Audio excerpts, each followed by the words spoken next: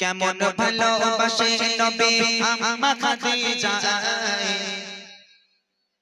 কেমন ভালোবাসে নবী আম্মা খাদিজা, যে ভালোবাসায় খুশি হতেন আল্লাহ দয়াময়, যে ভালোবাসায় খুশি হতেন আল্লাহ দয়াময়। কেমন ভালোবাসে নবী আম্মা খাদিজা, কেমন ভালোবাসে নবী আম্মা খাদিজা, যে ভালোবাসায় খুশি হতেন আল্লাহ দয়াময়, যে ভালোবাসায় খুশি হতেন আল্লাহ দয়াময়। ধনী করেন আম্মা খাদিজা, নবীর কাছে এসে বলে করে বোঝে জিজ্ঞাসা। ধনী করেন আম্মা খাদিজা, নবীর কাছে এসে বলে করে বোঝে জিজ্ঞাসা। নবী বলে ও খাদিজা কেন চাও আমায়, নবী বলে ও খাদিজা কেন চাও আমায়। রতনকে রতনী ছেনে অন্যকে গো নয়, ও রতনকে রতনী ছেনে অন্যকে গো নয়। কেমন ভালোবাসে নবী আম্মা খাদিজা, কেমন ভালোবাসে নবী আম্মা খাদিজা, যে ভালোবাসায় খুশি হতেন আল্লাহ দয়াময়, যে ভালোবাসায় খুশি হতেন আল্লাহ দয়াময়। দিনের দাওয়াত দিতে গেলেন নবী, কোনদিন রাত 12টা, কোনদিন রাত 1টা, কোনদিন রাত 2টোর সময় আল্লাহ রাসূল দিনের দাওয়াত দিয়ে বাড়িতে আসতো। রাত বেরাত আল্লাহ রাসূল বাড়িতে আসতো। একটা দিনের জন্য দয়ার নবী সাল্লাল্লাহু আলাইহি ওয়াসাল্লাম বাড়িতে এসে দরওয়াজার সামনে দাঁড়িয়ে, রাত 12টায় আসুক, 1টায় আসুক আর 2টোয় আসুক, দরওয়াজার সামনে দাঁড়িয়ে কোনোদিন দুবার দরওয়াজায় টোকা মারার প্রয়োজন পড়েনি। আল্লাহ রাসূল 12টায় ঢুকুক, 1টায় আসুক আর 3টায় আসুক, দরওয়াজার সামনে দাঁড়ালো, একবার শুধু দরওয়াজায় টোকা মারতো, সঙ্গে সঙ্গে দরওয়াজা খুলে যেত। আম্মাজান খাদিজার সামনে দাঁড়িয়ে আল্লাহ রাসূল বলে, ও খাদিজা তুমি কি সারা রাত ঘুমাও না? বলছে কেন? বলে একবার টোকা মারিয়া তুমি খুলে দাও, কেমন করে পারো খাদিজা, তুমি কি ঘুমাও না?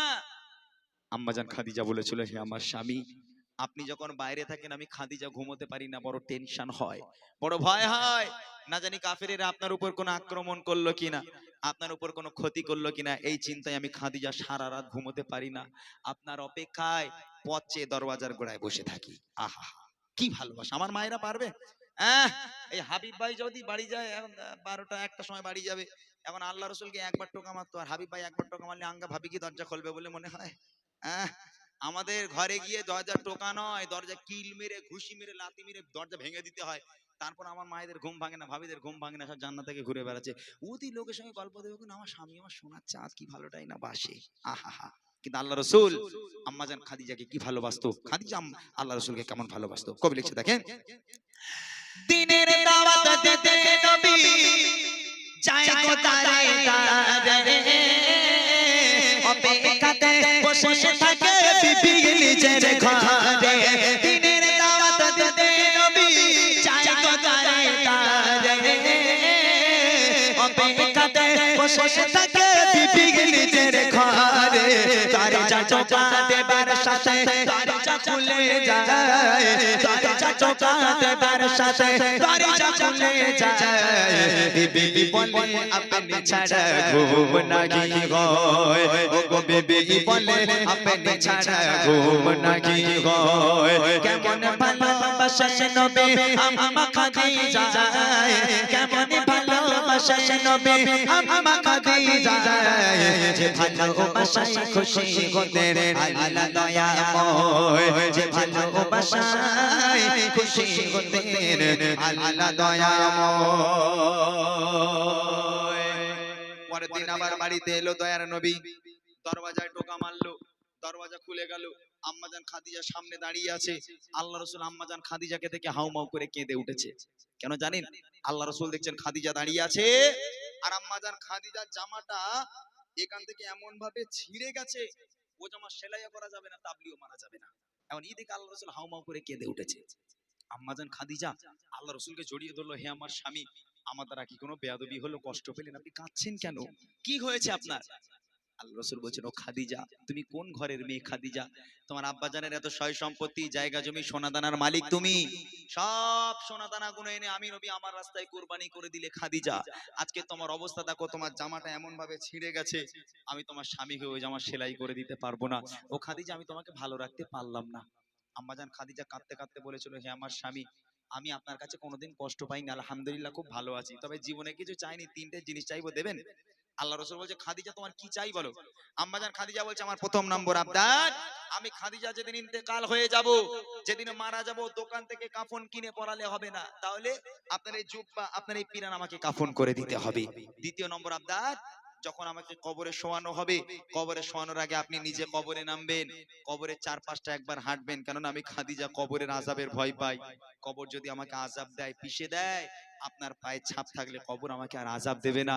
আর তিন নম্বর আবদার হলো, মুনকার নেকির ফারিস্তারা যতক্ষণ কবরে আমার সওয়ালের জবাব না করবে, আমার কবরের ধারে আপনাকে বসে থাকতে হবে, বাড়ি যেতে পারবেন না। এই তিনটে আবদার রাখবেন। আল্লাহ রাসূল বলল, খাদিজা তিনটে আবদার মেনে নিলাম, আমি তোমার তিনটে আবদারই পূরণ করব। আহা, কি সুন্দর আবদার বলেন তিনি। আর আমার মায়ের এরকম আবদার কোনোদিন করেছে কারোর কাছে? এই কমিটি ভাইরা এখানে সব সাক্ষী রয়েছে, কোনোদিন বলেছে, দেখো আমি মরে গেলে একটু জুম্মার পরে গিয়ে জিয়ারাত করো, একটু দামি কাফন কিনে দিও, একটু ইমাম মুয়াজ্জিনের দাওয়াত করে খাইও, এইসব আমার মায়েরা কোনোদিন আবদার করেছে? ওইসব না, বলে এই দেখো তাহলে দীঘায় যাবে না, এতদিন হয়ে একটু দীঘায় যাবেন, একটু বকখালি যাবেন, আমার মায়েদের আবদার এরকম। কিন্তু আম্মাজান খাদিজা স্বামীর কাছে কত সুন্দর আবদার করছে, কবি লিখছে দেখেন, বিবি বলে, ওগো স্বামী,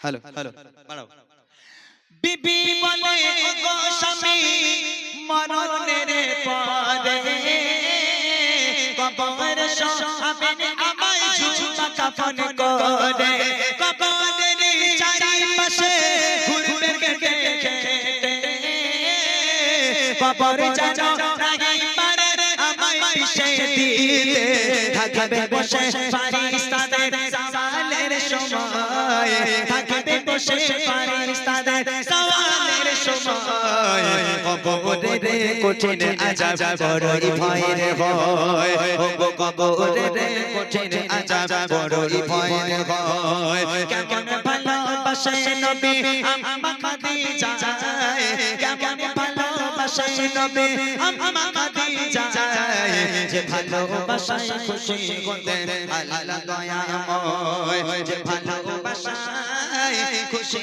হতেন আল্লাহ দয়াময়। ইন্তেকাল হয়ে গেল, আম্মাজান খাদিজা মারা গেল। প্রথম নম্বর আবদারে জুব্বা দিয়ে কাফন পরাতে হবে, আল্লাহ রাসূলের পিরান দিয়ে জুব্বা দিয়ে কাফন পরানো হলো। দ্বিতীয় নম্বর আবদার, আল্লাহ রাসূলকে কবরে নামতে হবে, কবরে শোয়ানোর আগে আল্লাহ রাসূল কবরে নামলো, কবরের চারপাশটা একবার হাঁটলো, হাঁটার পর এবার আম্মাজান খাদিজাকে কবরে শোয়ানো হলো। কবরে শোয়ানোর পর মুখটাকে কোন দিকে রাখতে হয়? পশ্চিম দিকে, কিবলার দিকে মুখ রাখতে হয়।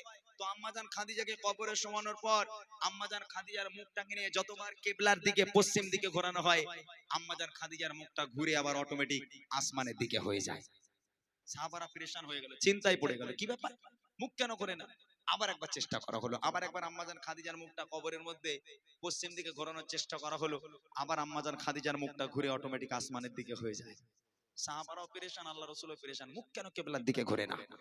তিনবার চেষ্টা করা হলো, তিনবার চেষ্টা করার পর কোন মতে যখন কিবলার দিকে খাদিজার মুখ ঘোরে না, আল্লাহ পাক আল্লাহ তাআলা আরশে আসিম থেকে খবর পাঠালে, আমার বন্ধু চিন্তার কারণ নেই, চিন্তা করবেন না, আমি আল্লাহ নিজে চাই না খাদিজার মুখটা কিবলার দিকে থাক, কেননা খাদিজা দ্বীন ইসলামের জন্য, কোরআনের জন্য, আমি আল্লাহ আমার জন্য এত কষ্ট করেছে, এত রক্ত ঝরিয়েছে, নিজেকে এত কুরবানি করেছে, আমি আল্লাহ খাদিজার উপর এত খুশি হয়ে গেলাম, আমি আল্লাহ চাই না খাদিজার মুখটা কিবলার দিকে থাক, আমি আল্লাহ চাই খাদিজার মুখটা সরাসরি আসমানের দিকে হয়ে থাক, যাতে করে আমি আল্লাহ আরশে মুআল্লায় বসে বসে আমি আমার খাদিজাকে প্রতিনিয়ত দেখতে পারি। একবার জোরে বলুন না সুবহানাল্লাহ, জোরে বলবেন না সুবহানাল্লাহ। কি ভালোবাসতো আল্লাহ পাক আল্লাহ তাআলা আম্মাজান খাদিজাকে। আল্লাহ বলছে, ওরে দুনিয়ার সব মেয়ের মুখ কিবলার দিকে রাখ, শুধু খাদিজার মুখটা আকাশের দিকে রাখ, আমি আল্লাহ খাদিজাকে খুব ভালোবাসি, আমি আল্লাহ খাদিজাকে আরশে মুআল্লায় বসে বসে কবরের মধ্যে থেকে শুধু দেখতেই থাকবো, ওই খাদিজাকে তোরা মুখটাকে ঘোরাস না, আকাশের দিকে রাখ। এই হলো সেই খাদিজা যাকে আল্লাহ রাসূল সবচেয়ে বেশি ভালোবাসতেন, এবং আল্লাহ পাক আল্লাহ তাআলা তানাকে দুনিয়ার বুকে জীবিত অবস্থায় নিজেই সালাম পাঠিয়েছিল। শেষ কথায় কবি লিখছে দেখেন, যত সবাই খাদিজাকে কেবলাতে মুখ করে, ততবারে আসমানে রই দিকে যায় যে ঘোরে। আল্লাহ বলে ও গো নবী চিন্তার কিছু নাই, আল্লাহ বলে ও গো নবী চিন্তার কিছু নাই। খাদিজাকে দেখবো বলে আমি সর্বদাই, ও গো খাদিজাকে দেখবো বলে আমি সর্বদাই। কেমন ভালোবাসে নবী আমা খাদিজা, কেমন ভালোবাসে নবী আমা খাদিজা, যে ভালোবাসায় খুশি গোতে আল্লাহ দয়াময়, যে ভালোবাসায় খুশি গোতে আল্লাহ দয়াময়, যে ভালোবাসায় খুশি গোতে আল্লাহ